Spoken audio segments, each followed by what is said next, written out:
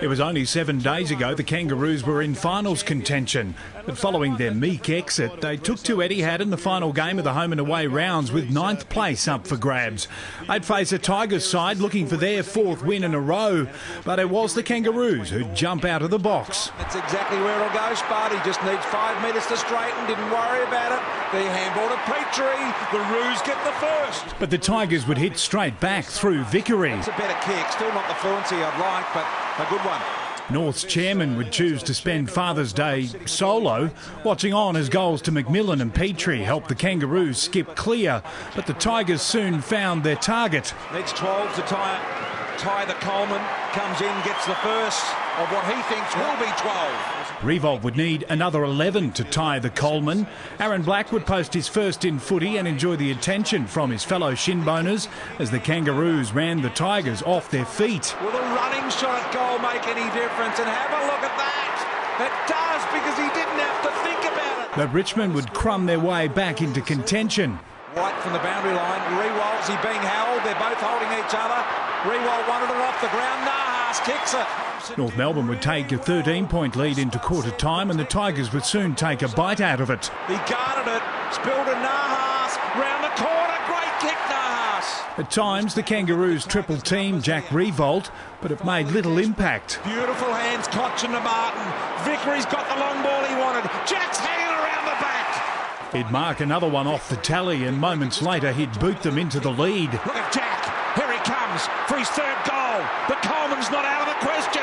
Jack kicks it. But the Kangaroos would reply immediately, ending a run of 4 straight goals. Adams plays on, gets a little one there to Harvey, needs a good set. Got the skill to get around and kick the goal. North are back in front here. With nothing but 9th place at stake, these two sides still went at it, the Tigers roaring in the 2nd quarter. Rawlings ran back into Rewald, stolen by Nahas. Oh, brilliant. How do you like that?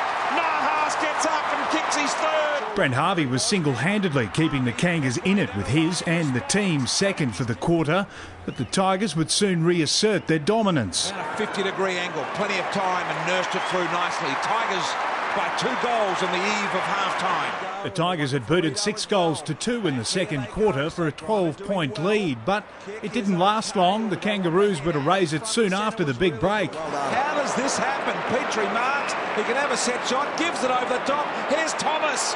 Talk about talk the talk and walk the walk, Spud. McIntosh would snap the deadlock soon later, as it was a different Kangaroos bounding into the 3rd quarter. This one was set to go down to the wire. Tigers are back within a point. Once again, the Kangas would hit straight back, opening up a 13-point advantage into 3-quarter time. Nahas would give the Tigers just the 4th quarter start they needed. Don't they love to do that? And moments later, he'd bob up right in the hot spot. Here they come, Miller's under the ball, over the top. In the blink of an eye, the Tigers were back in the contest. Scores level, last quarter action of the last game of the year. The Tigers would edge in front through Martin before their run of 3 straight would end through Edwards. This one's got the journey. It looks good as well.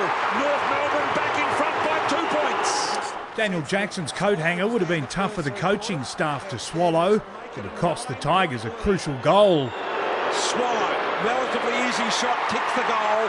North by 9 points. It edged in front, and then this, the 9th. Huge grab from Drew.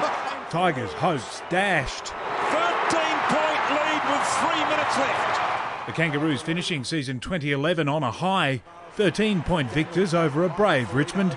David Murdoch, Big Pond Sport.